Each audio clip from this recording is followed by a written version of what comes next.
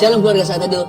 Nggak sabar masuk hadirat Tuhan bersama-sama. Karena kalau kita masuk ke hadirat Allah, keluarnya itu nggak pernah sama. Ada harta tersembunyi di dalam hadirat Tuhan. Dan itu bukan materi, adalah perkara-perkara ilahi dalam kehidupan kita. Coba saya bacakan beberapa kesaksian orang-orang yang mengalami sesuatu dalam hadirat Tuhan. Waktu Saat Teduh bersama, Ria Andrianto. Shalom Pastor, saya Ria, ex autoimun yang disembuhkan lewat acara Saat Teduh bersama. Padahal autoimun nggak bisa sembuh. Dari umur 20 hingga 30 tahun, jadi sudah 10 tahun ini, luar biasa menyiksa fisik dan mental saya. Pada saat saya ikut Saat Teduh bersama, Pastor Philip mengatakan, ada seorang yang sangat kurus. Kurusnya berbeda, tidak normal. Saya langsung terkejut karena saya memang underweight, diakibatkan autoimun itu. Setelah itu saya kontrol ke dokter. Dan dokter suruh saya cek autoimun dan darah, ginjal, liver, paru, hasilnya negatif. Semua bagus. Saya nggak lagi minum obat autoimun, immunopresan. Saya sembuh murni mujizat Tuhan Yesus. Kasih huruf besar semua, murni mujizat Tuhan Yesus. Terima kasih untuk tim Saat Teduh GMS yang juga dipakai Tuhan untuk menyembuhkan saya. Wow, haleluya. Selamat ya. Ria Francisca Chong. Saya mau memberi kesaksian atas kebaikan Tuhan pada ibu saya, Bu Jini Wongso, yang 2 bulan lalu jatuh. Akibatnya tulang belakang L12 patah dan bengkak. Saya selalu ikut Saat Teduh bersama. Selalu ikut Saat Teduh bersama, serta sering menulis di live chat minta tolong untuk kesembuhan ibu. Serta didoakan oleh salah satu tim doa, minta kesembuhan ilahi. Dan sebelum 2 bulan pasca jatuh saat itu, Ibu Jenny sudah pulih dan sudah bisa berjalan normal tanpa alat bantu. Terima kasih Pastor Philip atas Saat Teduh bersama yang sangat memberkati kita semua.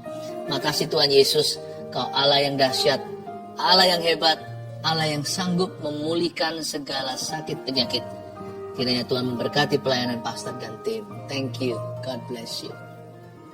Dian Lestari. Terima kasih untuk pelayanan pastor dan tim dalam Saat Teduh bersama hingga hari ini. Bulan Agustus 2021 lalu saya mengikuti Saat Teduh bersama dengan tema Percaya kepada Sang Pemberi Berkat. Waktu itu pastor mendoakan bagi mereka yang merindukan keturunan. Lalu pastor mengajak untuk membuat kedua tangan menengadah ke atas. Lalu pastor melihat ada yang tangannya menengadah ke atas seperti yang pastor instruksikan. Yes, that's me pastor. Dari awal saya berdoa dengan tangan menengadah ke atas. Saat pastor menyatakan hal itu, langsung saya imani, saya percaya Tuhan akan beri kami keturunan. Dan semua akan indah pada waktunya. Meski bulan-bulan berikutnya belum hamil juga, namun saya tetap percaya bahwa semua indah pada waktu Tuhan. Dan puji Tuhan, tahun ini waktunya Tuhan. Saya dan suami memperoleh keturunan. Akhirnya kami dapat menerima berkat dan mujizat Tuhan. Terima kasih pastor, terima kasih tim Saat Teduh. Semoga Tuhan selalu memberkati pastor dan keluarga. God bless you. Praise the Lord. Tidak ada doa yang tidak dijawab. Live chat juga sudah buka. Anda bisa sekarang berinteraksi dengan tim kami. Kami selalu siap, ready untuk melayani. Jesus loves you. Dan hari ini ada berkat tersembunyi. Mari kita masuk, merindukan Sang Pemberi. Sesuatu pasti akan terjadi.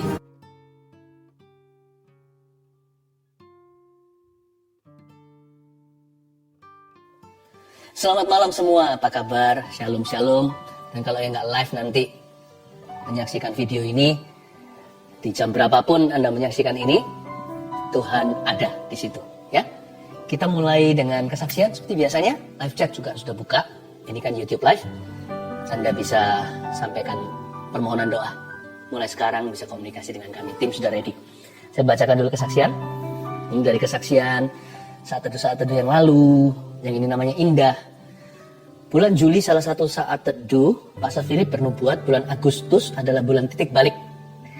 Akan ada deal-deal yang dari Tuhan. Akan ada jabat tangan sebagai tanda kesepakatan.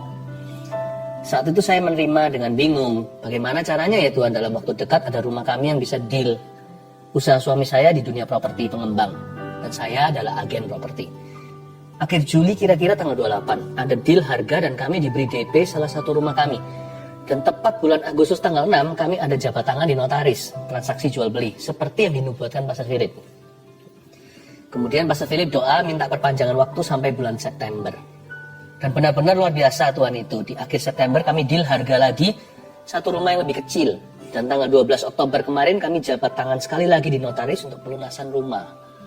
Padahal rumah ini sudah 3 tahun nggak bisa dijual.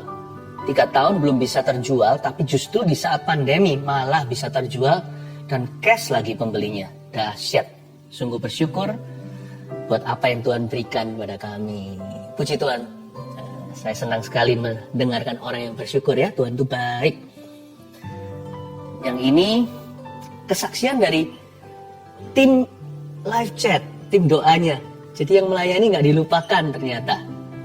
Give, it will come back to you. Ini agak panjang, kesaksian luar biasa. Kira-kira hampir 1 bulan saya sering gatal-gatal di seluruh badan, rasanya nggak enak. Seperti panas, perih, sampai mau garuk-garuk saja. Puncaknya hari Senin, 12 Oktober, tiba-tiba dilekukan tangan seperti pecah-pecah kering. Lalu mulai mengelupas perih, warna merah dan keluar darah dikit-dikit.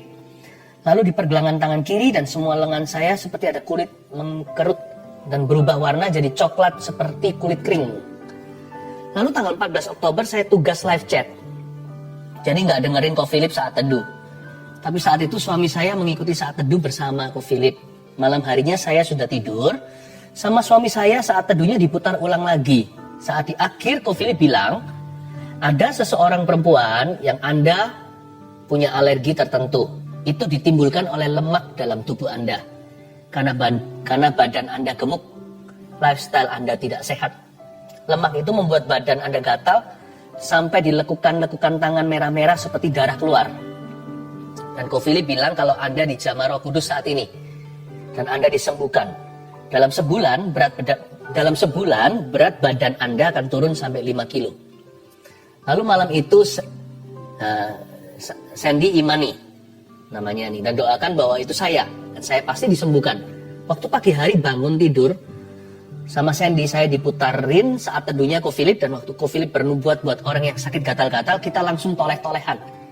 Sandy cuma bilang, kamu gak doa sama Tuhan masalah gatalmu itu, tapi Tuhan tahu detail loh, detail sekali segala yang kamu perlukan. Saya memang gak doa sama Tuhan masalah gatal yang saya alami, karena saya kira kulitnya kering saja karena jarang sekali punya waktu perawatan tubuh seperti dulu. #efek sibuk kerja. Terus juga jarang makan sayur. Saya baru sadar ternyata hal sekecil itu pun bahkan tidak saya pikirkan bisa jadi masalah kalau Tuhan tidak campur tangan. Tapi puji Tuhan, Yesus tahu apa yang saya butuhkan. Puji Tuhan sekarang sudah nggak gatal lagi. Tangan yang bagian lekukan sudah kering, tidak merah-merah sampai seperti darah keluar. Lalu di lengan juga merah-merahnya sudah kering. Di pergelangan tangan juga perlahan kulit mengkerutnya memudar. Yang pasti sudah nggak perih lagi. Lalu yang lebih wow, berat badan saya setiap hari sedikit-sedikit turun. Belum drastis, tapi sekarang sudah 70 sampai 71 kiloan dari yang sebelumnya 76,4 kilo. Melalui kejadian ini saya belajar bahwa ketika kita belajar hidup sungguh dengan Tuhan, kita nggak usah khawatir tentang apapun, karena Tuhan sendiri yang turun tangan, yang cover kita hingga detil-detil hidup kita. Apa yang kita pikirkan, apa yang kita butuhkan, apa yang kita perlukan, bahkan sampai apa yang tidak kita pikirkan, yang tidak dilihat mata, tapi kita perlukan, Dia yang menyediakannya bagi kita. Vina dan Yoel. Haleluya. Haleluya, saya terharu. Tuhan itu kerjanya dahsyat, nyata sekali. Hari ini giliranmu. Ayo bawa hati untuk menghadap Tuhan Yesus. Dan Insta Live juga sudah bergabung. Mari kita semua satukan hati, satukan iman, bahwa pengharapan kita yang pupus kepada Tuhan. Mari kita menyembah. Apa yang paling nikmat saat kita bersaat teduh? Yaitu kalau kita berdoa dan membaca firman bersama-sama dengan keluarga. Saya berharap Anda satu keluarga juga sama-sama sudah siap menerima firman Tuhan hari ini. Saya bacakan dulu kesaksian untuk menguatkan Anda sekalian, sehingga berkat Tuhan akan mengalir dengan limpah, bahkan di dalam rumah tangga setiap keluarga saat teduh tercinta. Saya bacakan ya. Herlianti memberi kesaksian begini. Sejak saat saya mulai ikut saat teduh bersama, saya merasakan mujizat Tuhan.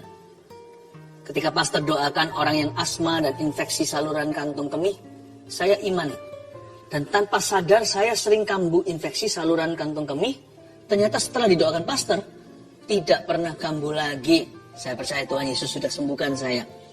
Anak saya dulu, kalau dia batuk dan tidak cepat diberi obat, biasanya bisa sampai sesak nafas. Dokter pernah bilang itu asma. Namun sekarang asma itu sudah tidak kambuh lagi. Walaupun anak saya kena batuk, Puji Tuhan Yesus, Ia sudah sembuhkan kami. Terima kasih Tuhan, terima kasih Pastor Philip. Tuhan Yesus memberkati pelayanannya. Haleluya. Asma, batuk, sakit apapun, yang ringan maupun berat, dalam Kristus selalu ada harapan ya. Ibu Linda, saya didiagnosa positif COVID-19 di awal Juni 2021. Awalnya, saya tidak merasa gejala apa-apa. Ketika saya konsultasi dengan dokter penyakit dalam, tidak ditemukan tanda-tanda penyakit COVID-19 itu. Dan saturasi saya pun baik-baik saja. Namun rasa takut dan sakit serupa mah itu selalu muncul saat subuh. Sakit sekali rasanya, sampai-sampai saya kesulitan untuk bernafas. Suami saya yang berbeda kepercayaan mulai mendoakan saya dan meminta saya mempercayai keyakinannya. Namun saya menolaknya dan tetap teguh percaya bahwa Tuhan Yesuslah satu-satunya juru selamat. Suatu hari ketika saya menyaksikan saat teduh bersama, Pastor Philip Mantova bernubuat tentang seorang ibu yang minum obat penenang dan obat mah, ibu itu akan sembuh total. Saya dikuatkan dan beriman bahwa hal itu adalah nubuatan untuk saya. Semenjak hari itu, rasa sakit dan kekhawatiran berlebihan itu perlahan-lahan hilang. Dan saya sudah jarang minum obat lagi. Jiwa saya makin dikuatkan, terutama melalui persekutuan dalam CG. CG di sini cell group ya. Banyak orang memiliki masalah jauh lebih pelik dari saya, tapi kami semua dapat tetap saling menguatkan. Saya percaya hanya Tuhanlah andalan saya. Haleluya. Bukan hanya disembuhkan, tapi juga memperoleh komunitas rohani yang saling menunjang. Puji Tuhan ya, saya berdoa juga keluarga Saat Teduh tidak ada satupun yang yatim piatu rohani. Semua akan menemukannya. Saya percaya Tuhan memberi kita rumah, bukan hanya di sorga, tapi juga di bumi ini. Yaitu saudara seiman yang peduli. Elita Siregar. Shalom, saya seorang ibu rumah tangga yang selama 10 tahun dipercayakan Tuhan merawat seorang anak cerebral palsy. Selama 10 tahun itu pula saya terus melanjutkan kuliah. Bukan untuk berkarier, melainkan untuk meneliti anak saya. Pada 7 Juli 2021, anak saya meninggal. Saya hampir depresi. Saya merasa semua yang saya lakukan dan harapkan sia-sia dan ingin mati menyusul anak saya. Dalam kedukaan yang dalam tanpa sengaja tayangan ulang siaran Saat Teduh bersama tentang bebas dari depresi muncul di YouTube. Saya skip, tapi muncul lagi dan lagi. Tanpa minat saya klik dan menonton tayangan itu. Di luar dugaan, firman yang disampaikan saat itu mengubah sikap hati saya. Saya kembali bangkit karena Tuhan belum selesai dengan saya. Kemudian saya ikut ujian CPNS pada tanggal 25 Desember 2021 dan dinyatakan lulus sebagai dosen di salah satu universitas negeri di Depok, Jawa Barat. Saat ini saya yang dahulu hanya seorang ibu rumah tangga telah mulai mengajar di tempat yang baru dan hingga saat ini saya adalah jemaat Saat Teduh bersama Pastor Philip. Haleluya. Puji Tuhan ya, saya hatinya berbunga-bunga kalau mendengarkan kesaksian seperti ini. Ingin segera mencium kaki Yesus dan berkata terima kasih, semua adalah karena perbuatanmu. Kalau orang lain ditolong, keluarga kita juga. Mari kita masuk ke hadirat Allah. Come on guys, let's worship Jesus together.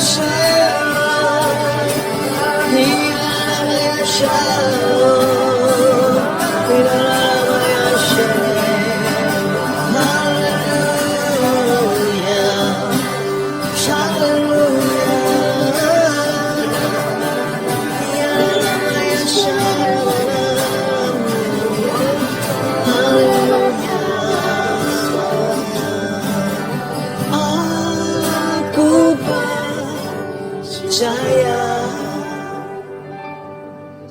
berkat-Mu atasku melimpah, kebajikan, kemurahan selalu mengikutiku. Ku puji, ku sembah Kau Tuhan. Nyanyikan keyakinanmu, aku percaya. Aku percaya berkat-Mu atasku melimpah, kebajikan, kemurahan selalu mengikutiku. Ku puji, ku sembah Kau Tuhan. Kebajikan, kemurahan belaka, kebajikan, kemurahan selalu mengikutiku. Ku puji, ku sembah Kau Tuhan. Angkat kedua tanganmu, katakan kebajikan, kebajikan, kemurahan selalu mengikutiku. Ku puji, ku sembah Kau Yesus. Terima kasih kepada Sang Pemberi berkat untuk berkat-Mu setiap hari. Thank you for today. Kasih karunia-Mu cukup bagi kami untuk menghadapi segala sesuatu dalam segala perkara. Yesus, Kau selalu baik. Setiap keadaan, inilah cara pandang kami. Everything you allow, apapun yang Kau izinkan, adalah berkat dalam hidup kami. Sekalipun beberapa hal berkat itu masih terselubung, dalam iman kami akan melihatnya nanti. Terima kasih Bapa, sembunyikan hamba-Mu di balik salib-Mu dalam nama Yesus. Amin. Praise the Lord. Puji Tuhan. Saya beberapa waktu ini sempat ketemu dengan beberapa keluarga saat teduh, dan beberapa juga memberitahu pada saya kalau STB ini ditonton di mancanegara kan. Jadi ada juga yang perbedaan waktu, sampai ada yang belan-belan nih, misalnya di Australia dibelanin untuk tidur siang dulu supaya nanti pukul 11 malam live-nya ikut sini. Perbedaan waktu, zona benua, akhirnya bisa supaya bisa menyaksikan bersama-sama sampai tengah malam. I appreciate you so much. Setiap Anda sangat-sangat kami hargai. Udah berapa tahun bersama, kita semakin akrab dengan Tuhan. Saya juga mau dorong Anda untuk bisa subscribe yang belum bergabung dengan channel ini, supaya kami terus bisa memberkatimu ya. Siapa tahu nanti suatu saat teduh on-site-nya, waktu live-nya itu diadakan di luar negeri juga. Nanti kita salah satu kota tersebut nanti sesuai tuntunan Tuhan. Sekarang kita belajar firman dulu. Hari ini saya mau bahas tentang berkat yang terselubung. Ulangan pasal 28 ayat 6-10, berkat yang terselubung. Banyak orang itu salah paham sama berkat. Sebenarnya berkat itu nggak jahat. Saya tergerak minggu ini untuk membawa Anda masuk ke seri berkat. Sekarang hari Rabu, nanti besok, next saat teduh hari Sabtu saya lanjutkan. Hari ini berkat yang terselubung, nanti saya akan tetap jabarkan lagi gimana berkat hidup jikalau kita tidak punya berhala di hati. Leluasannya berkat Tuhan itu tak terhingga. Tapi sekarang kita lihat dulu blessing in disguise itu apa. Ada berkat-berkat tertentu itu disembunyikan dalam kedekatan dengan Allah. Kita nggak bisa lihat itu berkat sampai kita dekat. Dekat sama Tuhan maksudnya. Seperti harta karun yang tersembunyi. Ada berkat yang memang harus terlebih dahulu kita diurapi untuk bisa melihatnya. Ini berkat Allah. Berkat itu ada. Jangan anti atau alergi. Selama kita hidup dalam hadirat Allah, dalam perkenanan Tuhan, hidup dalam kebenaran, apapun yang Tuhan izinkan dalam hidup kita itu berkat. Sebagian yang Tuhan izinkan itu nggak nyaman, nggak enak, misalnya ujian iman. Jadi kita harus punya mentalitas berkat. Bukan cari berkat itu materi seperti banyak orang alergi, bukan. Jangan trauma dulu. Daripada kita melihat Tuhan lalu curiga dan berkata, Tuhan jahat. No, saya kalau lihat Tuhan, karena saya punya iman, apapun yang dari Tuhan, baik yang baik maupun yang nggak enak, yang enak maupun yang nggak enak, yang baik maupun yang nampaknya buruk sekarang, baik itu sifatnya upah atau itu mungkin ujian, apapun yang Tuhan izinkan, saya nggak taruh curiga sama Tuhan. My God is the source of all my blessings. Tuhan saya adalah sumber segala berkat saya. Berkat kami itu dari Dia. Jadi apapun yang Tuhan izinkan, I take it as a blessing. Saya ambil itu mentah-mentah sebagai berkat Tuhan, lalu saya minta hikmat Tuhan. Ya, mari kita bermental berkat demikian. Kita menghargai Sang Pemberinya. Semua yang baik sempurna itu datang dari atas. Tidak taruh rasa curiga seperti Adam dan Hawa. Oh, I'm so blessed. You are blessed too. Kita semua diberkati. Kalau Anda ada bersama dengan orang lain di satu ruangan, atau Anda menonton bersama, katakan kepada orang kiri kanannya, God bless you. Tuhan memberkatimu. Ulangan 28 ayat 6 sampai 10 saya bacakan dulu. Diberkatilah engkau pada waktu masuk dan diberkatilah engkau pada waktu keluar. Tuhan akan membiarkan musuhmu yang maju berperang melawan engkau. Terpukul kalah olehmu. Bersatu jalan mereka akan menyerangi engkau. Tetapi bertujuh jalan mereka akan lari dari depanmu. Tuhan akan memerintahkan berkat ke atasmu di dalam lumbungmu dan di dalam segala usahamu. Ia akan memberkati engkau di negeri yang diberikan kepadamu oleh Tuhan Allahmu. Tuhan akan menetapkan engkau sebagai umatnya yang kudus, seperti yang dijanjikannya dengan sumpah kepadamu, jika engkau berpegang pada perintah Tuhan Allahmu dan hidup menurut jalan yang ditunjukkannya. Maka segala bangsa di bumi akan melihat bahwa nama Tuhan telah disebut atasmu dan mereka akan takut kepadamu. Coba lihat ayat 6 dulu. Diberkatilah engkau pada waktu masuk dan diberkatilah engkau pada waktu keluar. Belajar hati-hati dan peka dan jeli dalam hadirat Allah. Dalam hidup ini perjalanan. Namanya perjalanan hidup. Jangan sampai kita itu cepat-cepat menilai sesuatu apa yang tampak mata di depan. Karena waktu kita masuk, kita tidak lihat berkat yang keluar. Bukan keluar itu hilang maksudnya. Ya, keluar masuk lalu lalangnya berkat itu seringkali kita luput. Waktu kita masuk, pandangan kita ke dalam ruangan. Padahal Tuhan juga memberkati keluar jalan keluarnya. Dalam Tuhan itu berkat itu selalu berdatangan. Ya, selalu lewat entrance, selalu lewat exit. Diberkatilah engkau pada waktu masuk, diberkatilah engkau pada waktu keluar. Tidak hanya satu dimensi. Blessing is not flat. Ada berkat untuk masuknya, ada berkat untuk keluar. Misalnya, orang yang benar dalam Tuhan, orang benar maksudnya. Misalkan kalau dia pindah kota, ada berkat yang dia tinggalkan, tapi ada berkat yang akan dia songsong di kota baru. Pekerjaan baru, misalnya kalau lulus wisuda, Tuhan tidak pernah memberi kita berkat itu cuma satu arah. Keluar masuk kita diberkati. Berarti waktu kita lalu lalang di dalam dunia berkat Allah, pasti ada yang luput pandangan. Itulah sebabnya give room, kasih ruangan. Kasih ruang atau berikan ruangan untuk kita bisa mendapatkan berkat yang terselubung. Not everything is obvious today, not every blessing. Tidak semua berkat itu sekarang jelas sekali. Kasih ruang, kasih tempat agar Allah bekerja di dalam misteri. Dalam apa yang terselubung sekarang itu jangan cepat kecewa sama Tuhan. Blessing in disguise, apa yang tidak nampak mata, jangan cepat-cepat hakimi Bapa Sorgawi. Ada banyak berkat yang masih dikunci tersembunyi. Tapi kalau kita setia sama Tuhan, kalau kita percaya, suatu saat akan diwahyukan sama Tuhan. Ternyata selama ini yang kita kira ini pencobaan lah, kita kira ini tulah lah. Ternyata ada berkat di belakangnya. Di balik setiap pintu yang tertutup, tanpa saya sadari, kalau saya beriman, untung saya tidak meninggalkan Tuhan. Pintu itu tertutup satu, waktu saya noleh ke kanan atau ke kiri, ada 10 pintu lain terbuka.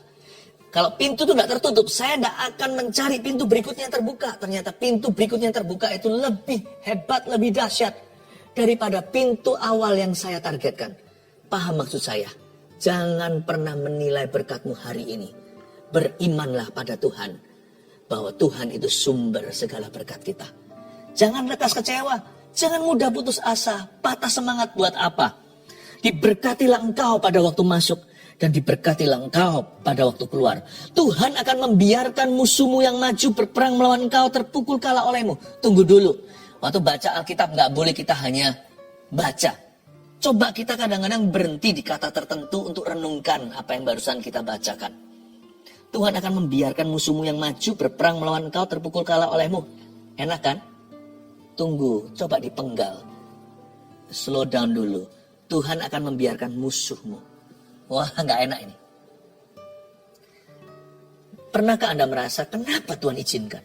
Seolah-olah Tuhan biarkan musuh saya maju. Berperang melawan saya. Ini yang namanya berkat terselubung. Jangan cepat-cepat lempar handuk putih di ronde 1. Ronde baru pertama, tong, ronde 2. Kita lihat kenapa musuhku di atas angin. Kenapa musuhku beria-ria atas aku. Seolah-olah Tuhan membiarkan, karena ayatnya juga Tuhan akan membiarkan musuhmu yang maju berperang melawan engkau. Sebelum mereka terpukul kalah oleh kita pada akhirnya, atau sebelum pada akhirnya kita menang. Seperti awal mulanya seolah-olah Tuhan membiarkan musuh kita maju berperang dulu lawan kita. Gak takut apa? Kalau mereka itu bersatu jalan serang kita, meskipun nanti pada akhirnya mereka bertujuh jalan lari tunggang langgang. Tapi sebelum ronde berikutnya waktu kita menang, ronde pertama itu yang berdebar. Itu yang deg-degan. Bersatu jalan loh mereka menyerang kita. Kalau bangsa Israel perang raja-raja dulu, itu raja-raja biasanya berkoalisi. Moab, Ammon, Filistin, orang-orang Kanaan, Yebus, orang-orang semua nama-nama raja-raja kota Kanaan tersebut. Mereka berkumpul jadi satu. Wah, ngeri itu. Coba bayangkan jumlah mereka itu seperti pasir di tepi pantai. Bangsa Israel itu hanyalah suatu umat yang jumlahnya kecil. Tapi kalau Tuhan izinkan berarti ada kemenangan besar. Asal jangan karena dosa kita. Asal jangan karena pemberontakan kita. Bagaimana dunia bisa tahu Allah Israel itu besar sekali? Ya memang harus diizinkan sekali-kali namanya peperangan besar melawan mereka. Harus diizinkan Goliat yang jauh lebih besar untuk menekan mereka. Bagaimana orang tahu kalau pada Daud ada Tuhan? Kalau Daud berantem dengan orang-orang sama size-nya. Tapi waktu Daud harus menghadapi Goliat yang 3 meter tingginya. Orang tahu itu bukan karena si bocah sakti. Tapi karena ada Allah Israel di baliknya. We want to know. Kita mau tahu Yehovah Jireh. Allah yang menyediakan. Bagaimana kita tahu mengalami Allah yang menyediakan kalau kita tidak terlebih dahulu diizinkan mengalami sebuah atau suatu kekurangan. Atau pas-pasan. Atau was-was. Hati ini was-wasan.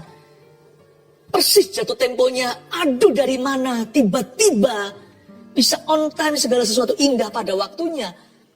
Tepat pada waktunya itu kan gak boleh terlalu dini, gak boleh terlalu telat. Tidak boleh early, tidak boleh too late. Harus tepat waktunya. Jadi itu bisa kadang-kadang Tuhan izinkan kita itu tidak dapat jaminan sampai pada waktunya. Lalu ketika Tuhan turun tangan menolong kita, kita berlutut dan menengadah dengan tangan kita angkat ke sorga berkata, how great thou art.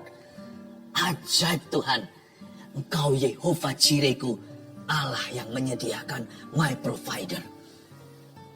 Kita seringkali berkata, aku mau mengenal Tuhan, aku mau mengenal bahwa Engkau adalah Allah yang menyediakan. Tapi ketika diizinkan kekurangan, kita marah sama Tuhan.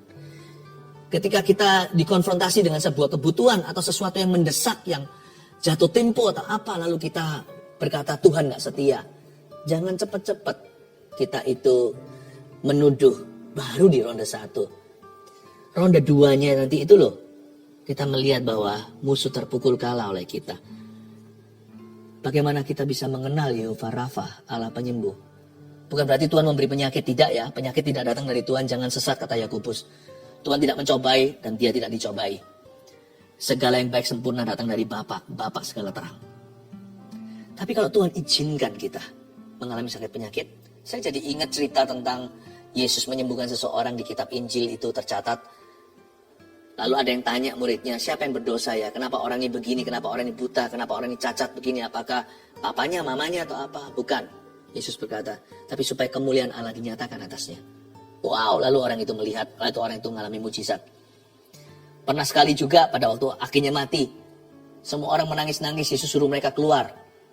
Tinggalkan dengan keluarganya. Tuhan berkata dia hanya tidur. Bagaimana orang bisa tahu Yesus kebangkitan? Kalau tidak ada yang mati dulu dan Tuhan membangkitkannya kemudian. Lalu ada juga cerita bagaimana Tuhan Yesus berkata, murid-muridnya berkata, Tuhan, apakah penyakit ini pasti akan membunuh orang ini? Dan Tuhan berkata, tidak, penyakit ini tidak akan mendatangkan kematian. Wah, luar biasa. Tuhan itu ingin sekali mewahyukan dirinya kepada kita. Ada berkat di dalam setiap masalah kita. Yang pertama tulis itu berkat yang terselubung di dalam masalah kita. Tuhan akan membiarkan musuhmu yang maju berperang melawan engkau terpukul kalah olehmu. Yang kita sukakan kalimat yang terakhir, terpukul kalah oleh kita. Tapi di ronde pertama Tuhan akan membiarkan musuhmu. Wah, itu gak nyaman. Gak hanya membiarkan musuh, tapi seolah mereka berhasil atas kita. Tuhan akan membiarkan musuhmu yang maju. Musuhmu yang maju. Seolah kau mundur. Tuhan akan membiarkan musuhmu yang maju berperang melawan engkau. Kok bertubi-tubi datang? Kenapa masalahku berkali-kali? Musuh datang dengan gelombang-gelombang bergantian. Silih berganti, persoalan tidak pernah berhenti. Berperang melawan saya.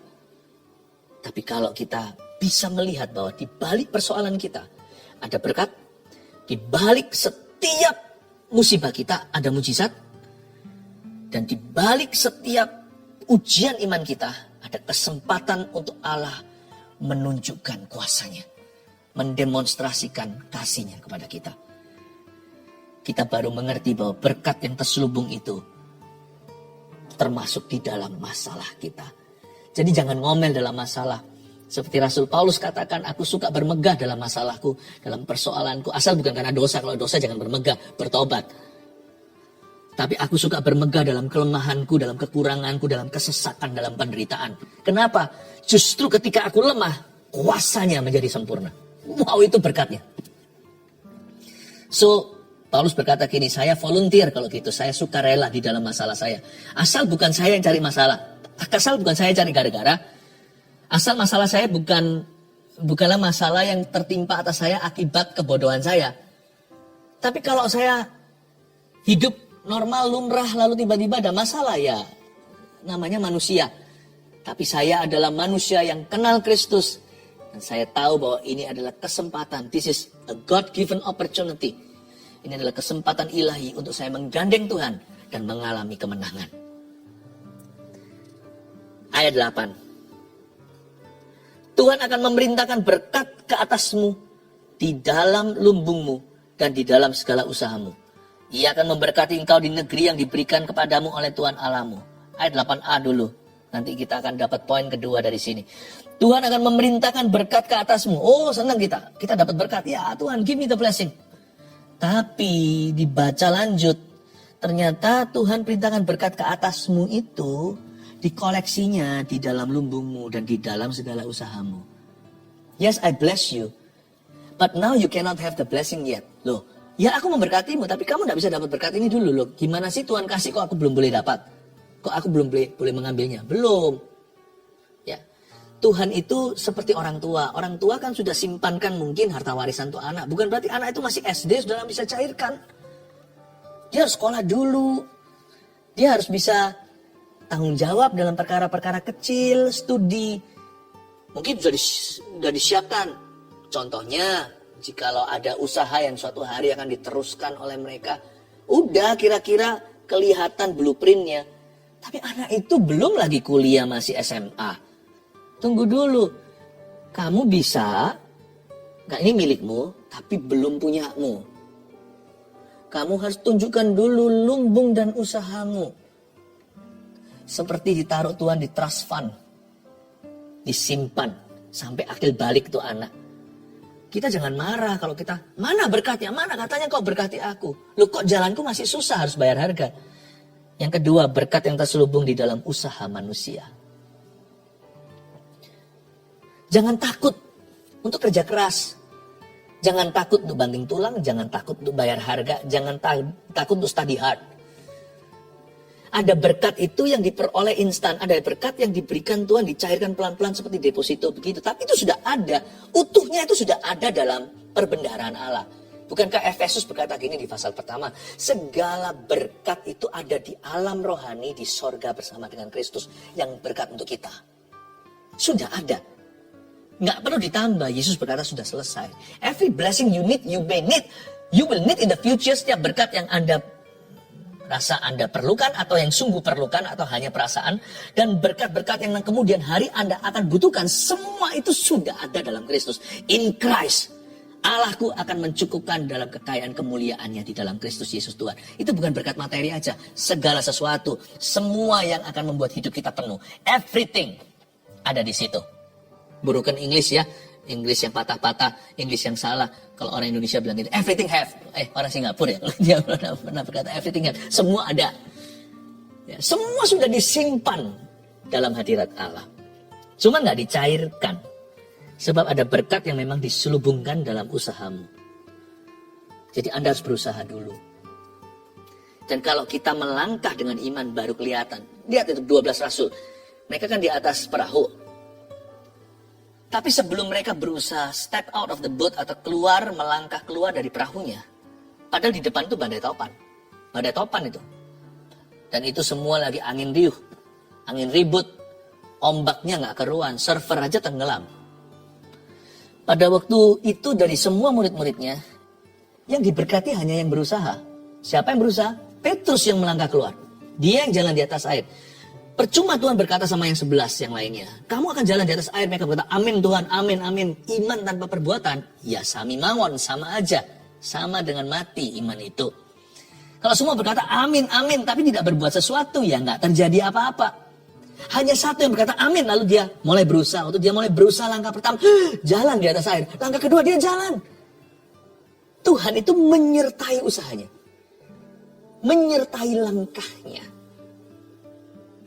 Lalu buktinya pada waktu dia mulai goyah, alias mulai bimbang dan ragu, tenggelam kan? Tapi dalam tenggelam pun ada rescue. Jesus was to the rescue. Yesus menolong dia, mengangkat dia sekalipun dengan teguran kasih. Di mana imanmu? Kenapa kecil sekali imanmu? Kenapa kamu ragu? Tapi mendingan kita belajar dari kesalahan daripada nggak belajar apa-apa, hanya beriman pada perkataan tapi tidak pernah ada lanjutan perbuatan. Saya mendingan jadi Petrus yang ditegur daripada 11 yang tidak berbuat apa-apa. Saya mending jadi Petrus yang belajar dari kesalahan, tenggelam tapi nggak pernah diizinkan Tuhan tergeletak karena dia menopang tangan saya, daripada 11 orang itu yang gigit jari dengan teori. I think it's time ya. Kita nggak bisa berkata, Tuhan selamatkan keluargaku. Lalu kita nggak berbuat apa-apa. Meskipun nanti kalau kita berbuat sesuatu, kita injili, ajak ke gereja, kita doakan segalanya. Kalau terjadi apa-apa, kalau terjadi sesuatu orang-orang diselamatkan, it's not because of your effort. Bukan karena usahamu. Karena usaha kita nggak bisa mencelikan mata rohani orang. Pasti itu. Saya sudah coba berkali-kali, kalau bukan Roh Kudus nggak mampu. Sampai ada terobosan. Jikalau ada mata rohani yang dicelikan.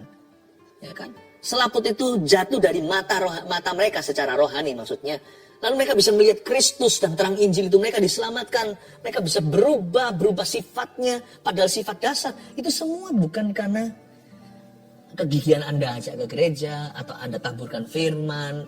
Atau doa-doamu. Bukan, itu semua karena anugerah by grace alone. Kasih karunia Allah. Tapi ternyata kasih karunia Allah itu gak ompongan. Kasih karunia Tuhan itu ada yang diberikan instan. Orang itu gak layak menerimanya. Tapi ada jenis-jenis kasih karunia yang memang Tuhan simpan untuk orang yang berusaha. Paham maksud saya? Ada berkat yang diberikan cuma-cuma. Ada berkat yang diberikan dengan syarat. Tapi berkat yang diberikan dengan syarat ini gak kalah hebatnya dengan cuma-cuma. Karena di sini Tuhan bermitra dengan kita. Ini partnership. Kalau berkat yang diberikan cuma-cuma itu sonship. Itu anak dikasih gitu aja. Bayi belum bisa apa-apa, udah dikasih kamar yang bagus. Kasih semua yang terbaik yang papa mama sanggup belikan. Padahal dia belum bisa berjasa. Tapi saya nggak mau jadi bayi terus terhadap orang tua saya. Saya mau suatu hari jadi mitra mereka. Bisa saling percaya. Tak rasa berkatnya akan berbeda. Bayi akan dapat yang terbaik, tapi level bayi. Tapi kalau kita suatu hari partner kerja dengan orang tua kita, dan orang tua kita bangga dan kita tanggung jawab, saya yakin kepercayaan akan diberikan kepada anak yang besar, bukan yang bayi. Kepercayaan bukan hanya kepercayaan, kunci perusahaan. Kalau sama bayi mana mungkin kasih kunci perusahaan. Dia pasti kasih fasilitas untuk memomongnya. Tapi kepada yang bertanggung jawab, yang berusaha, yang menunjukkan jeripaya, yang sungguh-sungguh, yang menunjukkan bahwa dirinya bisa jadi orang kepercayaan. Orang seperti Tuhan kasih kunci. Jadi mari kita pahami dulu bahwa berkat yang terselubung itu dalam usaha kita. Saya kok merasa ada di antara Anda yang keluarga saat itu yang sebentar lagi akan pergi jauh, berlayar kayak atau kemana, pokoknya jauh kerjanya dari keluarga. Dan memang bukan pilihan, kalau Anda bisa milih mungkin tidak pilih pekerjaan ini, tapi memang pekerjaan ini yang memilihmu. Dan Anda tidak punya banyak pilihan, Anda perlu menyambung kehidupan. Izinkan saya mengatakan ini bukan dari idealnya, saya berdoa supaya Anda suatu saat menemukan pekerjaan yang Anda nggak usah pisah-pisah dengan keluarga. Tapi saya merasa sekarang ini appropriate, di timing sekarang ini, waktu ini saya rasa ini rema. Go with God's blessing. Pergi dengan berkat Kristus.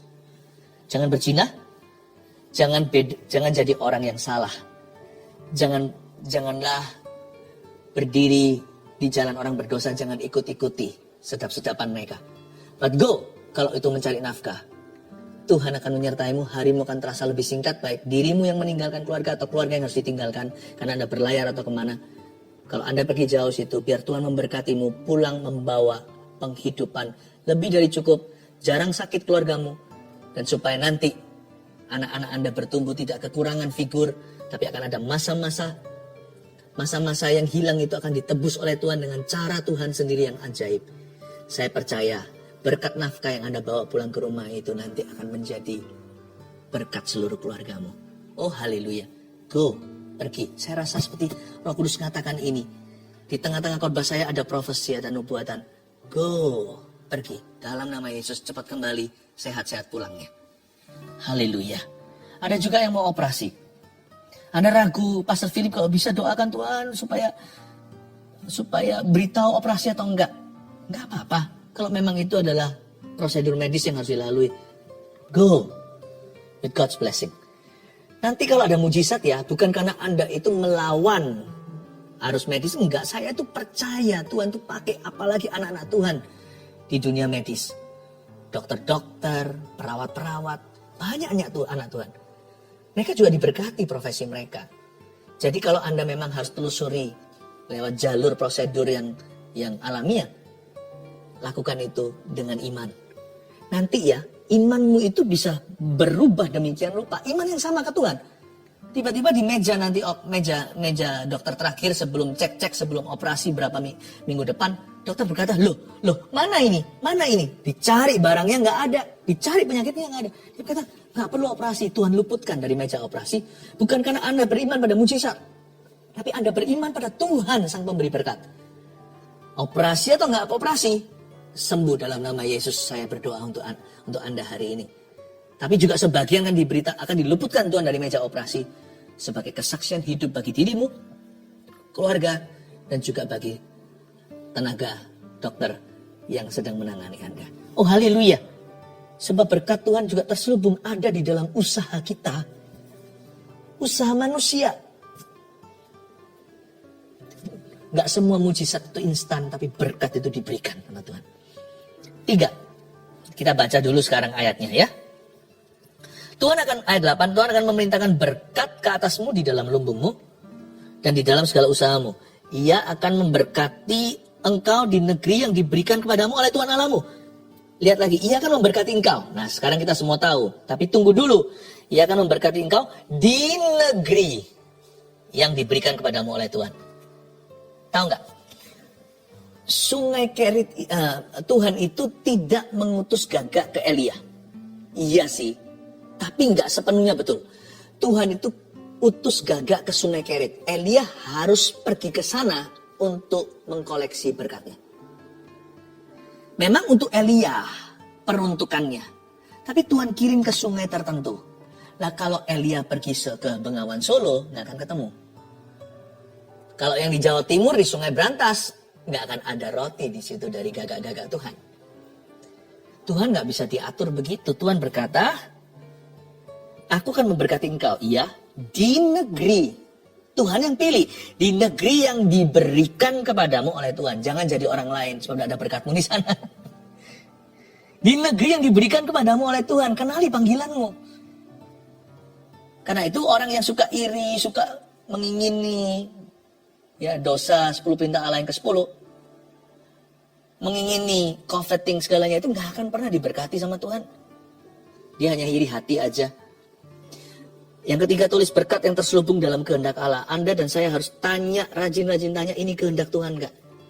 Ini kehendak Tuhan nggak? Ya. Apa yang sejahtera itu kehendak Tuhan? Apa yang tanggung jawab itu kehendak Allah? Di sungai Kerit, Elia harus mengambil rotinya. Jadi bukan di sungai, terserah dia apa maunya. Ia memberkati engkau hanya di negeri yang diberikan kepadamu oleh Tuhan. Kenapa Ishak diberkati? Karena Abraham berjalan dalam kehendak Allah. Ishak diminta aja dikasihkan. Hanya terakhirnya ditahan sama malaikat. Jangan sampai pisaumu kena ke tubuhnya. Makanya Ishak diberkati. Bukan karena Tuhan itu pilih kasih kepada orang Yahudi tertentu. Bukan karena mereka nurut kehendak Allah. Allah tidak pernah berjanji memberkati kehendakmu. Bahkan Yesus Kristus sebagai mana manusia, anak manusia, waktu sebagai Mesias juru selamat kita, harus mewakili kita aja. Tuhan Yesus saja harus mendoakan ini di Getsemani. Let your will not mine be done. Bukan kehendakku tapi kehendakmu yang jadi. Kehendak Bapa jangan ditawar. Tidak ada berkat di dalam apa yang melanggar kehendaknya. Makanya orang kepahitan bisa diberkati nggak? Nggak bisa. Karena Tuhan punya kehendak itu pengampunan. Kamu diampuni, ampunilah seperti kamu diampuni. Luar biasa. Ada berkat nggak di dalam amoralitas? Percabulan. Sudah tinggal bareng sama pacarnya? Nggak ada. Karena Tuhan punya berkat itu ada pada kehendaknya. Kehendak Allah adalah ini. Paulus menulis dalam suratnya, pengudusanmu. Wow. Repentance. Kalau kita sudah salah sama Tuhan, ada berkat Tuhan dalam pertobatan. Repentance. Jadi saya sekarang ngerti ternyata Ishak diberkati karena Abraham taat. Karena Abraham ikut kehendak Tuhan, bukan kehendaknya dia. Kalau kehendaknya dia nggak mungkin dikorbankan. Tuhan akan menetapkan kau sebagai umatnya yang kudus. Seperti yang dijanjikannya dengan sumpah kepadamu jika engkau berpegang pada perintah Tuhan Allahmu. Seperti Abraham dan hidup menurut jalan yang ditunjukkannya. Maka segala bangsa di bumi akan melihat bahwa nama Tuhan telah disebut atasmu. Dan mereka juga akan takut kepadamu. Berkat yang terselubung itu apa aja? Kita rangkumkan ada 3. 1, berkat yang terselubung di dalam masalah kita. So don't resent problems. Don't be sick of problems. Jangan kita tuh muak dengan problema. Gak apa-apa sih kalau ujungnya itu adalah berkat Allah. Ya, gak usah cari. Tapi jangan marah. Jangan kita itu gelisah. 2, berkat yang terselubung di dalam usaha manusia. Ayo kerja keras, ayo belajar yang baik, ayo usahakan yang terbaik, be excellent in everything.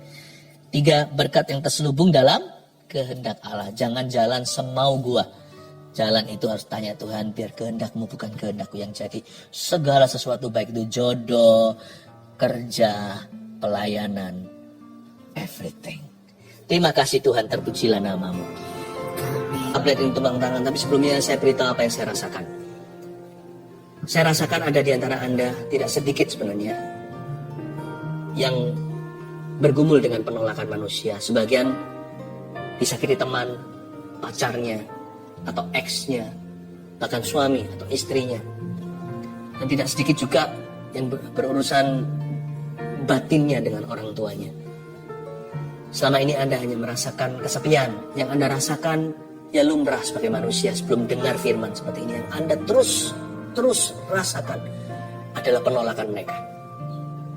Hari ini bertobatlah. Hari ini bertobatlah. Bilang sama Tuhan Yesus, ampuni aku, selama ini aku lihat lubang donatnya. Sementara selama ini kau selalu menungguku, menyambutku, engkau membelai aku. Saya bisa rasakan di belakang saya ini seperti semutan. Dan saya tahu hal-hal seperti ini peka. Ini bukan perasaan saja, bisa aja fisik. Tapi bisa saja tubuh saya yang menangkap sinyal-sinyal hadirat Tuhan ada di sini. Seperti ada belayan-belayan. Saya rasakan belayan itu sebenarnya untuk Anda. Saya hanya menjadi kepanjangan lidah. Lalu di antara Anda sekarang, beberapa orang merasa seperti di lehernya sini seperti ada sesuatu yang naik turun. Tiba-tiba semua kebencian, penolakan, kepahitan itu muncul semua ke permukaan. Naik turun. Seperti ada sesuatu yang mau dikeluarkan, seperti mau muntah. Di sebelah sini, naik turun. Anda merasa Anda adalah anak tertolak. Anda merasa Anda adalah istri tertolak. Ayo cepat-cepat sekarang berdoa. Kalau itu adalah Anda. Sekarang ulurkan tangan ke depan aja sambil saya pegang tablet ini dan sekalian mendoakan untuk semua orang. Ulurkan ke depan. Tuhan Yesus. Bilang sama saya, Tuhan Yesus, ampuni aku selama ini lihat lubang donatnya. Mulai hari ini yang kurasakan adalah kasih, bukan penolakan manusia. Yang kurasakan adalah penerimaan Allah. Terima kasih Engkau sayang padaku. Aku tidak mau berhubungan lagi dengan roh kepahitan ini dan roh penolakan ini. Aku putuskan di dalam nama Yesus. Aku perintahkan setiap roh penolakan untuk meninggalkan orang-orang itu sekarang. Di dalam nama Yesus Kristus. Keluar. Di dalam nama Tuhan Yesus Kristus. Tinggalkan orang-orang yang kau jajah bertahun-tahun ini. Kau roh penipu, roh najis, roh kepahitan, roh penolakan yang naik turun di leher orang itu. Seolah-olah semua gelembung itu keluar, semua memori itu datang.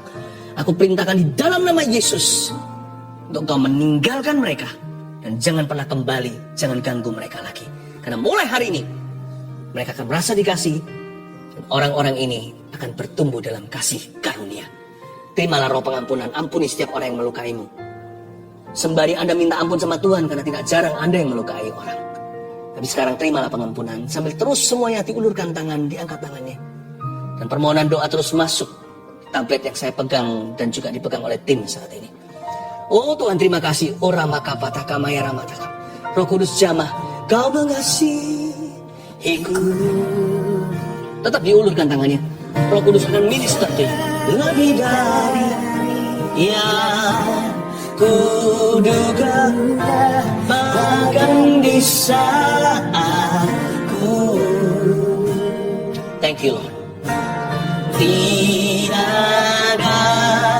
menyadarinya, kau sentuh hatiku dengan kasih yang sempurna. Kau menyayangiku lebih dari yang